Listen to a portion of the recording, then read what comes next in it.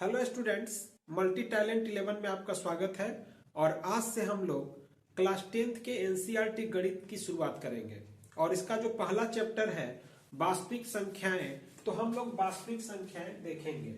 वास्तविक संख्याएं जिसे अंग्रेजी में हम रियल नंबर्स बोलते हैं, तो इसे शुरू करेंगे। लेकिन इसके शुरू करने के पहले हम लोग कुछ इसके बेसिक कॉन्सेप्ट को समझेंगे। जैसे में प्राकृत संख्या जिसे हम नेचुरल नंबर्स बोलते हैं।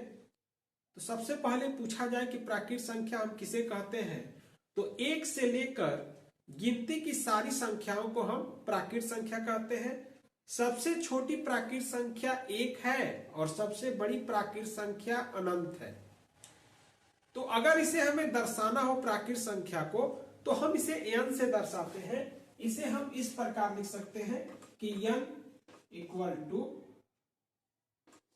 1, 2, 3 डॉट डॉट अनंत तक। तो इसमें आप देख पा रहे हैं कि सबसे छोटी प्राकृत संख्या एक है और सबसे बड़ी प्राकृत संख्या अनंत है। ठीक इसी प्रकार पूर्ण संख्याएं यानी होल नंबर्स, पूर्ण संख्याएं किसे कहते हैं, तो 0 से लेकर गिनती की सारी संख्याओं को पूर्ण संख्या कहते हैं। सबसे छोटी पूर्ण संख्या 0 है और सबसे बड़ी पूर्ण संख्या अनंत है। इसे अगर दर्शाना हो तो हम लिख सकते हैं W बराबर, पूर्ण संख्या को हम W से दर्शाते हैं। और अगर इसे लिखना हो तो हम लिख सकते हैं W बराबर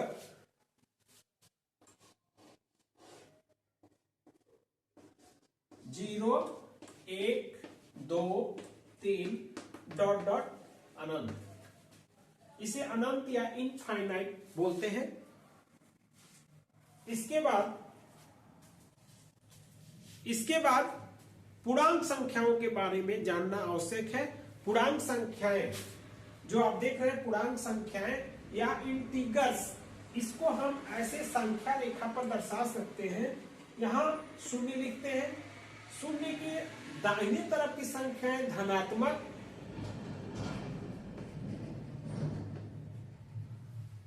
और बाएं तरफ की संख्याएं ऋणात्मक होती है। तो हम देख सकते हैं पूर्णांक वह संख्याओं का समूह जिसमें धनात्मक संख्याएं, ऋणात्मक संख्याएं और शून्य तीनों होते हैं, उन्हें हम पूर्णांक या इंटीगर्स कहते हैं। और इसे हम संख्या रेखा पर इस प्रकार से दर्शा सकते हैं। इसमें हमें जानना है कि प्रत्येक संख्या अपने दाहिनी तरफ की संख्या से छोटी होती है। ये अगर 3 है तो 3 4 से छोटा है। और यह जो एरो का निशान है यह बता रहा है कि संख्याएं क्रमशः बढ़ रही हैं। यह इधर अनंत तक और इधर माइनस अनंत तक होती है। तो इस तरह हम पूर्णांक को समझ सकते हैं। अब हम दो और पॉइंटों के बारे में देखेंगे, जो है परिमेय संख्याएं यानी रेशनल नंबर्स और अपरिमेय संख्याएं जिसे हम इरेशनल नंबर्स कहते हैं। तो इसके बारे में हम समझते हैं। तो सबसे पहले है परिमेय संख्याएं, यानी परिमेय संख्या हम किसे कहते हैं, तो हम कहेंगे वैसी सभी संख्याएं जिन्हें हम p/q के रूप में लिख सके। यानी परिमेय संख्या वैसी होनी चाहिए जिसे हम p/q के रूप में लिख सके। इसके साथ ही p और q पूर्णांक हो।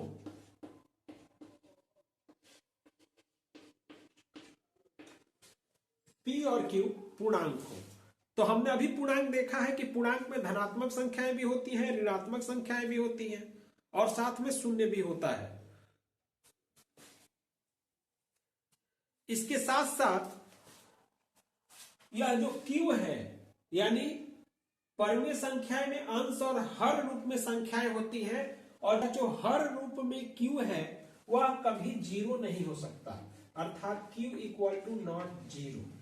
तो ऐसी संख्या को हम परिमेय संख्या कहते हैं। यानी परिमेय संख्या किसे कहते हैं अगर पूछा जाए तो हम कह सकते हैं कि वह ऐसी सभी संख्याएं जो p/q के रूप में लिखी जाती हैं, जहां q इक्वल टू नॉट 0। तो इस तरह की संख्या को हम परिमेय संख्या कहते हैं। जैसे हम उदाहरण के तौर पे लिख सकते हैं 1/2 -2/3 0 1। अब हम देखेंगे अपरिमेय संख्याएं कि अपरिमेय संख्या किसे कहते हैं। तो ये सभी संख्याएं जिन्हें हम p/q के रूप में नहीं लिख सकते हैं, अर्थात जिन्हें हम करणी में लिखते हैं, तो वैसी संख्याओं को हम अपरिमेय संख्या अर्थात इरेशनल नंबर्स कहते हैं। यानी जो अपरिमेय संख्याएं होती हैं उन्हें हम करणी में लिखते हैं, जैसे √2 √5 √7 पाई इत्यादि। अर्थात जो भी अपरिमेय संख्याएं होती हैं हम उन्हें करणी में ही लिख सकते हैं और उनका परिपूर्ण वर्गमूल नहीं निकलता है। यदि हम उनका दशमलव प्रसार ज्ञात करें तो उनका दशमलव प्रसार कभी भी शांत नहीं होता। अगर उनका दशमलव प्रसार हम ज्ञात करते हैं तो हर एक परिस्थिति में उनका दशमलव प्रसार अशांत अनावृत्ति होता है। यानी अशांत तो होता ही है, साथ में अनावृत्ति होता है। जैसे में अगर हमें दशमलव रूप में अपरिमेय संख्याएं लिखनी हो तो हम इस तरह से लिख सकते हैं, इस रूप में। जैसे मान लीजिए x.xy xyy x⋯y और इस तरह से ये संख्याएं बढ़ती जाती हैं। ना तो एक कहीं अंत होता है इनका और ना ही एक निश्चित आवृत्ति होती है। तो ऐसे संख्याओं को हम अपरिमेय संख्याएं या इरेशनल नंबर्स कहते हैं। अब हम वास्तविक संख्याओं को देखेंगे। तो इसकी परिभाषा है कि परिमेय संख्याओं और अपरिमेय संख्याओं के सम्मिलन को हम वास्तविक संख्याएं अर्थात रियल नंबर्स कहते हैं। एग्जाम्पल के तौर पे हम इसे लिख सकते हैं √2 1/2 -1/3 पाई etc। यानी कोई भी संख्या हो, वो परिमेय संख्या हो, अपरिमेय संख्या हो, पूर्ण संख्या हो, प्राकृत संख्या हो, पूर्णांक संख्या हो, वो सभी संख्याएं वास्तविक संख्याओं के अंदर ही आती हैं। तो हमें उम्मीद है आपको यह समझ में आया होगा। जो वास्तविक संख्याओं के हमने आपको बेसिक जो चीजें थी हमने बता दिया है। अब हम चैप्टर शुरू करेंगे प्रश्नावली 1.1। तो चलिए इसे हम अपने नेक्स्ट वीडियो में देखते हैं। तो पूरी वीडियो देखने के लिए आपका बहुत बहुत धन्यवाद।